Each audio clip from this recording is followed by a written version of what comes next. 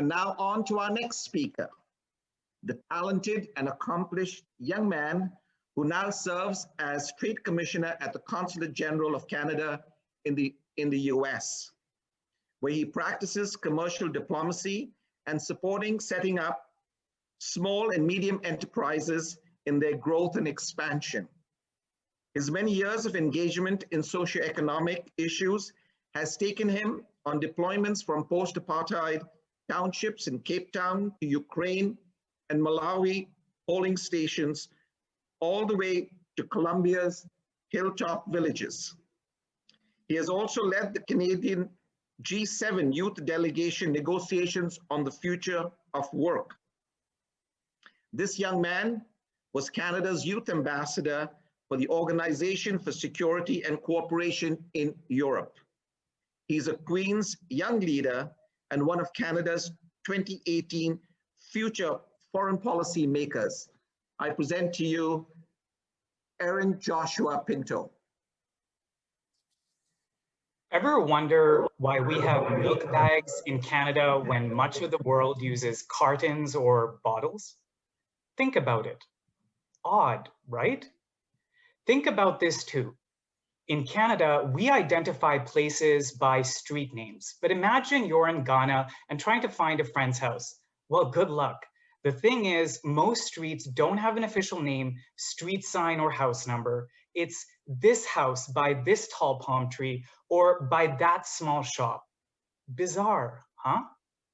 Well, you better get ready to hang your laundry outside on bamboo poles, not your typical dryer in Singapore. Drive on the left side of the road, not right in Antigua. Use a squat toilet, not a flush in India and Asia. Dance your way through not just a marching South African protest. Count down a musical beat in West Africa with 2, 4, 3, 1, not 1, 2, 3, 4. Odd, strange, weird, or just different. Hi everyone, my name is Aaron Pinto and I'm a Queen's Young Leader. I love finding a different point of view or a different way of doing things. There's a saying out there that goes, the opposite of every truth is just as true. I love that sometimes we need to go to the opposite side of the world to realize assumptions that we didn't even know we had, and realize that the opposite of them may also be true. So take that world map and turn it right upside down. Weird? Yes. Bit uneasy? Yeah.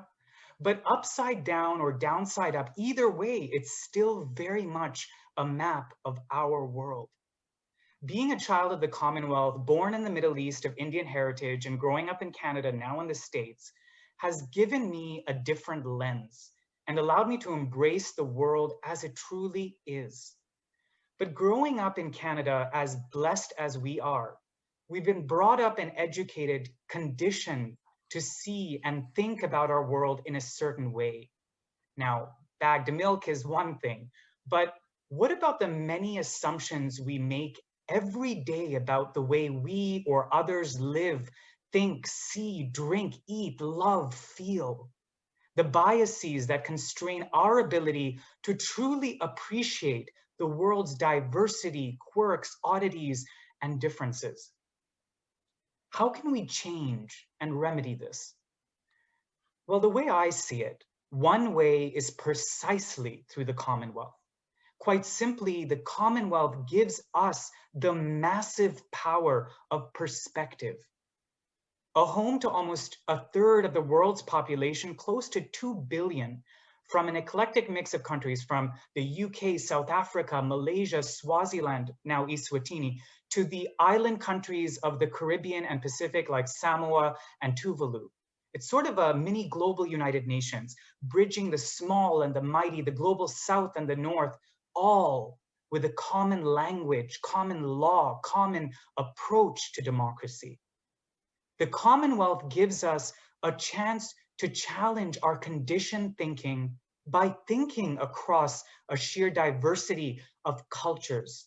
It gives us a window into realities, human realities, whether inspired or unnerving or peculiar in different parts of the world, whether it's navigating to your friend's house in Ghana or letting your laundry dry in Singapore. More than ever, this matters. Because in connecting with and understanding the other, in coming to terms with things we find weird or unable to fully grasp, this allows us to challenge our assumptions, to think outside the box, thrust out of our comfort zones, to critically assess our world, respect different approaches. And if you really think about it, it's only by doing this that true innovation and meaningful civic engagement truly happens. Now, while I said earlier, I'm a child of the Commonwealth, I'd also like to go further and say that I'm a product of the Commonwealth. The Commonwealth shaped me through its programs for young people that I've been fortunate to take part in. For decades, the Commonwealth has shown significant leadership on young people's participation and capacity building, and it's a strategic practicality, in fact. More than 60% of the Commonwealth are under 30. That's a lot of young people and a huge amount of human potential that needs to be leveraged and empowered. As a result, a big part of the Commonwealth today is focused on young people and young people alone. A large civil society has actually been born through the Commonwealth, allowing it to be a real force for good. And this enables us to embrace a greater diversity of culture, thought, opinion, and ways of doing things, building perspective along the way. And the good news for you, the Queen's Commonwealth Essay Competition is one of a great many. Interested in politics? Apply for a week-long Commonwealth Youth Parliament that can give you the opportunity to experience parliamentary democracy and discuss global issues. Passionate about youth representation? Throw your hat in the ring to be part of the Commonwealth Youth Council, one of the largest and diverse youth-led organizations that advocates for youth participation. There's the Commonwealth Youth Gender and Equality Network, focused on inclusion of youth voices on gender equality issues. Or check out the other youth networks on sport, climate, peace, health and democracy, and human rights. Attend the Commonwealth Youth Forum in a new country and shape international youth policy. Refine your business skills through the Commonwealth Alliance of Young Entrepreneurs. Compete in the Commonwealth Youth Games. Love journalism? YourCommonwealth.org is your go-to. A website created by young people, students, and emerging youth leaders to give voices to their views. Student advocate? Think about joining the Commonwealth Students Association. Want to connect with other youth leaders? Join the Royal Commonwealth Society Associate Fellow Network, a collection of 1,300 youth champions. Looking to be recognized for your community work, obtain education funding, or be a better global citizen? Well, apply for the Commonwealth Youth Awards, the prestigious Commonwealth Scholarships, or the Queen's Diamond Jubilee Scholarships. There's a ton more. And please feel free to connect with me, but we'll also share these opportunities with you after the event. You, as a Canadian, a citizen of the Commonwealth, can apply and take part. I encourage you to make the jump and get involved in what the Commonwealth has to offer young people like you. Use the platform it gives you. Trust me, you'll be surprised where it just might take you.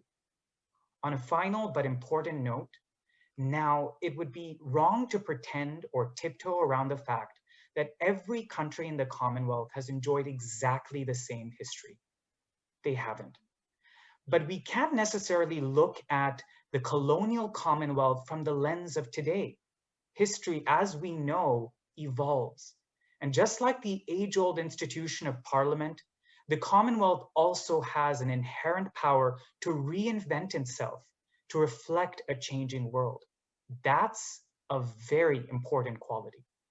What's more is that it's up to us youth to grapple with its legacy and formulate something new and profound by using the very links to the world, the friends and networks around us that the Commonwealth itself gives us. Remember, Nothing is truly weird. Even our good old Canadian milk bags. It's just different. And with perspective, I hope the Commonwealth will help you see this too. Congratulations, Cassandra. My thanks to Colin and Andrew at RCS Toronto for having me. A special thank you to you, Your Honor. Thank you, everyone. Thank you so much, Aaron. I know these were words of inspiration meant for our students, but even at my old age, I'm beginning to be inspired by those words of encouragement. Thank you so much for making yourself available and for motivating our young students on the rich and promising opportunities in the Commonwealth. Like you, I'm confident our students here today will endeavor to be engaged in the Commonwealth through the Royal Commonwealth Society of Toronto and achieve the many successes you've been fortunate to achieve. We wish you well as a distinguished future foreign policy maker. Thank you, Aaron.